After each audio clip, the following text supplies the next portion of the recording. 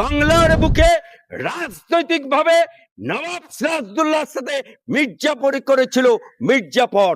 সেই জন্য বাংলায় কোন মুসলমান ঘরে পুত্র সন্তান জন্মালে মির্জাফর নামটা রাখে না। কয়লা মন্ত্রী হলো, আজও দেয়ালগুলো খুঁজে দেখুন, সিপিএমরা লিখতো কয়লা ময়লা সাবান দিয়ে ধুলে যায় না।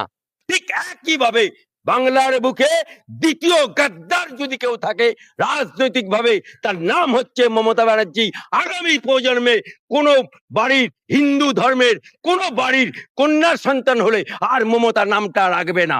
আর আমরা গতকাল একটা ভিডিও দেখছিলাম যে অভিষেক ব্যানার্জি তিনি বলেছেন যে আমাদের তৃণমূলের দলের মধ্যে কোনো অবজারভার নেই, কিন্তু শওকত মোল্লা তিনি দাবি করছেন যে ভাঙড়ের অবজারভার তিনি এবং সাতগাছিয়ার অবজারভার তিনি। কি বলবেন? দেখুন, এই মমতার সরকার বা এই মমতা পার্টি, অ্যাকচুয়াল মমতার পার্টিটা হচ্ছে ধার করা পার্টি।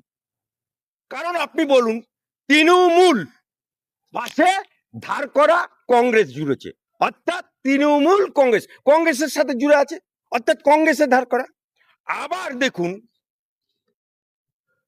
এই মমতা ব্যানার্জি কালীঘাটের বাড়িতে যখন অটল বিহারী বাজপেয়ী এসেছিল এবং তাকে প্রণাম করে বলল তুমি আমার বাপ, আর অটল বিহারী বাজপেয়ী কি বলেছিল, এটা আমার বিটি বটে।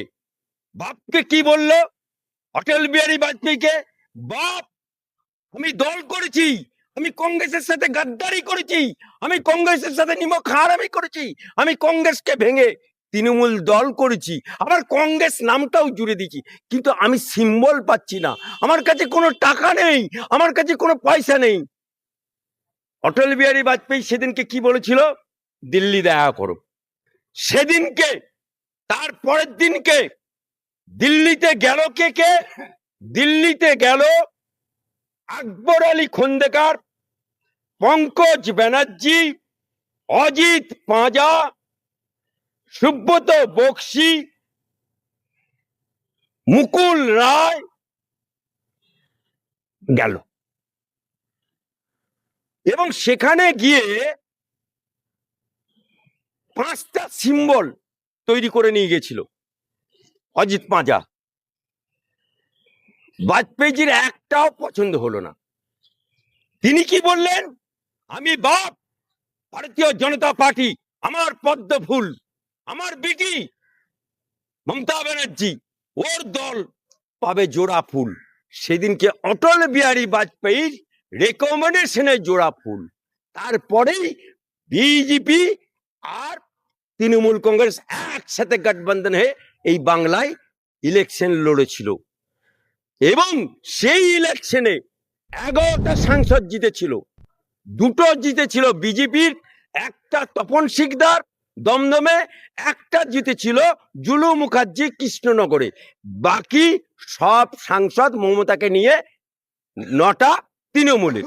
কিন্তু বিজেপি তপন শিকদারকে করেছিল টেলিফোন রাষ্ট্রমন্ত্রী আর জুলু মুখার্জিকে করেছিল বিজ্ঞান রাষ্ট্রমন্ত্রী, আর মমতা বুবুকে, মমতা খালাকে, মমতা আপাকে করেছিল রেল মন্ত্রী।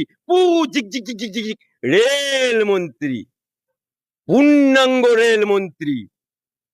আজকে সেই মমতা বুবু, সেই মমতা খালা, কুকুরের পেটে যেমন ঘি হজম হয় না, মমতার পেটে সেরকম রেল মন্ত্রী হজম হয় নাই। তাই সেদিনকে তিনি তাহলকা.com, মাকে না খায় না গায়ে দেয়, কেউ যায় না, সেটাকে কেন্দ্র করে ইস্তফা দিল। তারপরে কিছুদিন পরে দপ্তরবিহীন মন্ত্রী হলো, তারপরে কয়লা মন্ত্রী হলো। আজও দেয়ালগুলো খুঁজে দেখুন, সিপিএমরা লিখতো কয়লা ময়লা সাবান দিয়ে ধুলে যায় না, লেখা আছে। সেই কয়লা মন্ত্রী থাকার পরে পরবর্তীকালে উনি আবার কংগ্রেসে, অর্থাৎ বাংলার বুকে রাজনৈতিক ভাবে নবাব সিরাজউদ্দৌলার সাথে মির্জাফরি করেছিল মির্জাফর। সেই জন্য বাংলায় কোন মুসলমান ঘরে পুত্র সন্তান জন্মালে মির্জাফর নামটা রাখে না। ঠিক একইভাবে বাংলার বুকে দ্বিতীয় গাদ্দার যদি কেউ থাকে রাজনৈতিক ভাবে, তার নাম হচ্ছে মমতা ব্যানার্জি। আগামী প্রজন্মে কোনো বাড়ির হিন্দু ধর্মের কোনো বাড়ির কন্যা সন্তান হলে আর মমতা নামটা রাখবে না। আর রইল শওকত মোল্লা, ও তো পাল্টু মাল, ওর গুরু হচ্ছে রেজ্জাক মোল্লা। এই শওকত মোল্লা তৃণমূলে যখন মমতা ব্যানার্জি জীবনতলাতে মিটিং করতে গেছিল আরাবুলের নেতৃত্বে, এবং শিক্ষামন্ত্রী পার্থ চট্টোপাধ্যায় তখন জেলা সভাপতি, তার নেতৃত্বে স্টেজ করতে দেয়নি। এই শওকত মোল্লা স্টেজ করতে দেয়নি তৃণমূলকে। তখন বলেছিল তৃণমূলের যে স্টেজ করবে তার মুন্ডুচ্ছেদ করে দেওয়া হবে, দোকান পুড়িয়ে দেওয়া হবে। ভাগে গরুতে এক করতো সিপিএম, ভয়ে কেউ স্টেজ করতে গেল না। সিপিএম এর শওকত মোল্লার ভয়ে কেউ সেদিনকে জীবনতলাতে স্টেজ করতে যায়নি। তখন বেহালা থেকে স্টিলের স্টেজ তৈরি করে জীবনতলাতে বসিয়ে কারেন্ট ভাবে ওখানে মমতা ব্যানার্জি গেল, মিটিং করলো 10 মিনিট। 10 মিনিট মিটিং করে নেমে স্টেজ থেকে নেমে গাড়িতে উঠতে যাচ্ছে, দাম স্টেজটা উড়ে গেল, দোতলা বাড়ির সমান। এই শওকত মোল্লা বোম মেরেছিল।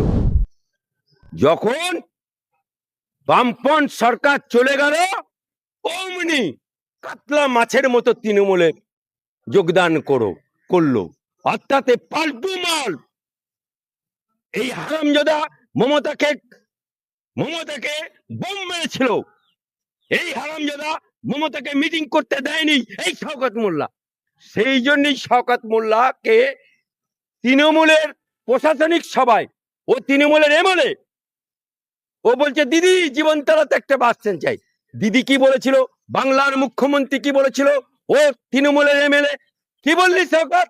জীবনতলায় বাস স্ট্যান্ড? তুই তো বোম মারিস। অর্থাৎ তোর গায়ে স্ট্যাম্প লেগে গেছে। শওকত মোল্লা মানেই বোমারু, শওকত মোল্লা মানেই খুনি, শওকত মোল্লা মানেই ফঞ্জাট, শওকত মোল্লা মানেই কোনো না কোনো মায়ের কোল খালি হবে। সেই শওকত মোল্লা এখন না বিয়ে কানাইয়ের মায়ের মতো বলছে আমি অবজারভার। সেকেন্ড ইন কমান্ড তৃণমূলের অভিষেক ব্যানার্জি বলেছে ওদের দলের পরিকাঠামো অনুযায়ী অবজারভার পদটাই নেই। স্যার, একজন আইএসএফ এর কর্মী তিনি ফেসবুকে একটি কমেন্ট করেছিল যে আইএসএফ আছে থাকবে, এমনই কমেন্ট করার জন্য তৃণমূলের একজন সভাপতি তিনি তার ঘর থেকে তুলে এনে তাকে মারধর করেছে।